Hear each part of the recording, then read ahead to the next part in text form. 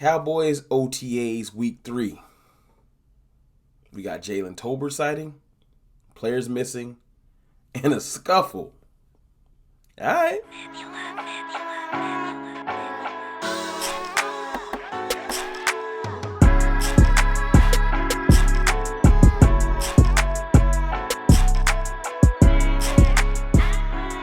What's good, people?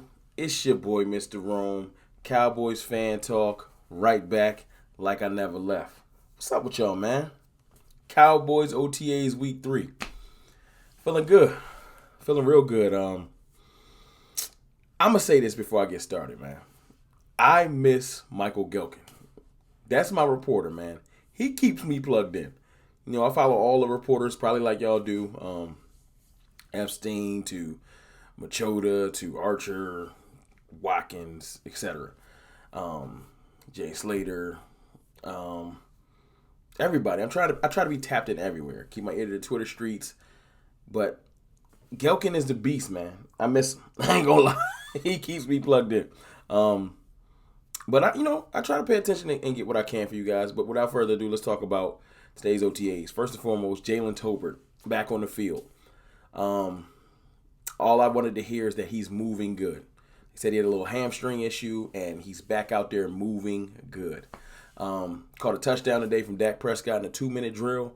And the thing that I love that I heard, Dak always, he talks about timing and precision and spacing and being in the right place at the right time. Similar to how Peyton Manning got down. That's how Dak is. He wants his players to be in the right place at the right time. He's not necessarily an ad-libber at times. He likes the offense to run on schedule. What's wrong with that? So he practices precision and being in the right place at the right time, especially for young receivers. That's important. Jalen Tolbert apparently today was in the right place at the right time. Like I said, his spacing and his timing is right. Dak has been singing his praises as far as saying that Tolbert's been in his ear about film and what does he like to see from his receivers. That's the thing that sticks out to me. He not only is trying to learn the offense, he asked for the playbook early and everything like that. He is in Dak's ear asking him, hey, man, you the head honcho, where do you want me to be? On this play, where do you want me to be? Because plays are on paper, and then there's actually how the play is ran. Tolbert is already asking and trying to implement being in the right place at the right time. Best thing I heard. I'm excited about that. I know it's just an OTA's touchdown. It ain't nothing crazy. And when I get to the next point, you'll see why. It's not that big a deal quite yet. But very sloppy practice today, I heard.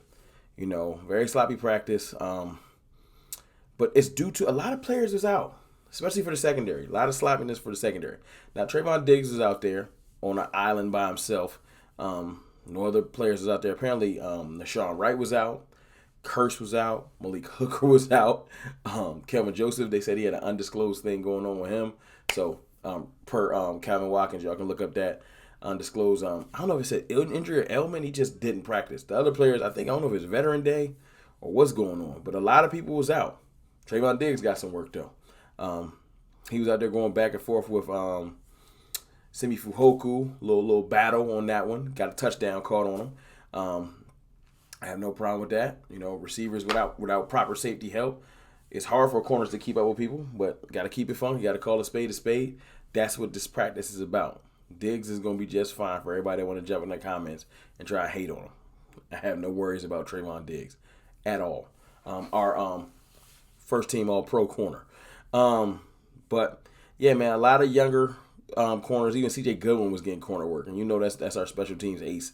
So it's one of those days, but it's good for players to get some snaps, get out there, get familiar, get acclimated. So it was sloppy in that manner, man. A lot of starters just weren't out there. I think Tony Pollard was in the slot again. Fuhoku was out there. Tolbert. But a lot of our receivers weren't out there neither. You got Washington out still.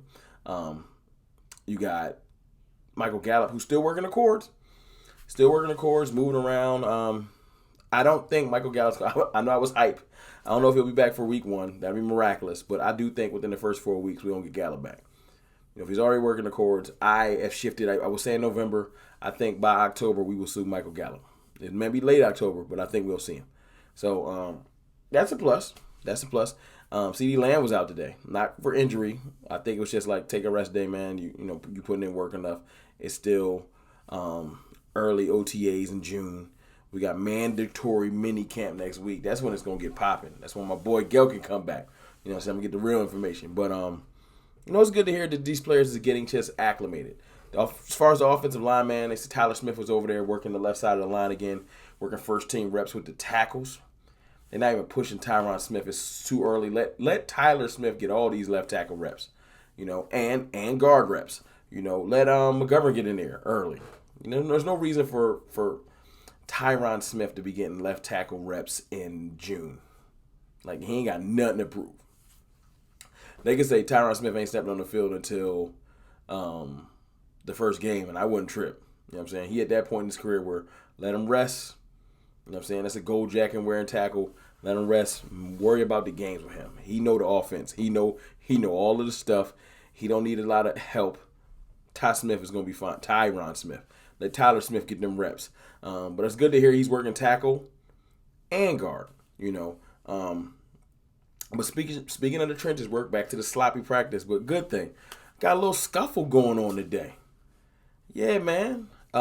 Josh Ball, the forgotten about tackle that we drafted last year, got into it with John Ridgway, the Vanilla Gorilla. You know what I'm saying? And he was saying he was snapping necks. He said he was going to come in here bringing the spice, and I like it. Now, he got kicked out of practice. They sent him to the locker room early because they was mad. But, I ain't mad, man. The Cowboys got to kind of make their mind up.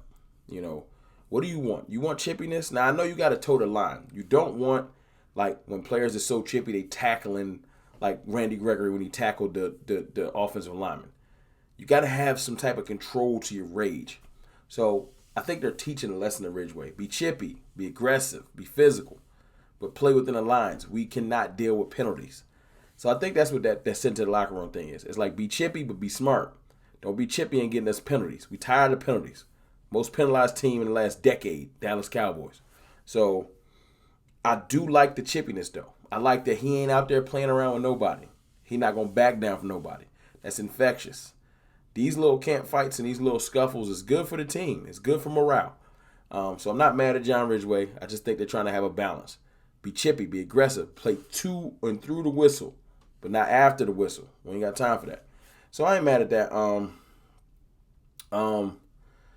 D-Law was out there getting some work, got a little sack on Cooper Rush, you know what I'm saying, destroying some of the backup tackle work. And it's just good, man. Thinking about the team right now, like I said, it's June. You can't take a lot of stock in everything that's happening. Nothing life-changing is happening. You just kind of want to hear how players are moving, So it's good to hear that everybody's moving around well. I'm glad they're not pushing players too crazily. We are practicing and getting more continuity than our ugly green fellas up in the Northeast. They apparently ain't going to be coming back until July. They just shut it down. They so good, they don't even need to practice. That's crazy. You don't even got to practice, right? So good. You just, the division yours, right? But we got mandatory minicamp next week, and I'm happy. I'm happy they letting some players rest up. So mid-June, they can get this early mandatory work, and then we can come back for training camp and get it popping in July. But another little tidbit, shout out to Mike Fisher. This is where I heard this from. Got to give credit where it's due. He said that he talked to Jabril Cox, or that someone talked to Jabril Cox, and that Jabril Cox said he will be ready for the season. He will be ready for training camp. Now, he's not out there yet, but he said he'll be ready for training camp. I'm going to take the man's word for it. Mike Fisher also said that Jabril Cox think that we can have the most athletic linebacker room in the league. That's him bigging up not only Micah Parsons, of course, that's bigging himself up, knowing how good he is in coverage, knowing that he's a linebacker that can play coverage like a corner. Go check his college tape. And then he's bigging up LVE, man. We got to stop hating on LVE like he ain't been a Pro Bowler. You know what I'm saying? We got to start giving LVE a little more credit. He does well when he has the proper front line in front of him. And I feel like our front line, I've told you before, is going to be crucial. But these are just some early thoughts, man. Nothing too crazy. I'm happy to hear Jabril Cox feels like he's going to be ready. We're going to need him. That linebacker room, I still think we need some depth over there, but that's a story for another day. Glad Jalen Tolbert was out there. Glad that Players is decent. Glad there hasn't been no major injuries. Shout out to that one. I think it's Devontae Bond. Tore up his knee, and they said he's done for the season. I'm praying that all of our players can get through the rest of OTAs, mandatory minicamp, and training camp without any major injuries, man. But that's football. It happens. So it kind of is what it is. But, yeah, man, my thoughts on today is good work. Good work, man. I'm not discouraged at all because of the amount of players that we're missing. Remember, when you hear about sloppy practice and stuff like that, due to context.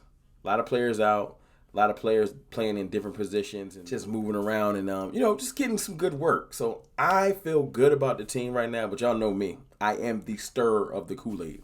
I'm always going to feel good about the team.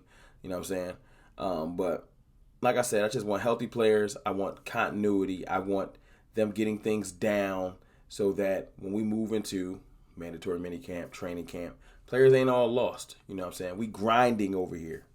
We not entitled. At least not like our front office is. Well, it's your boy, Mr. Rome. Y'all have a good evening, man.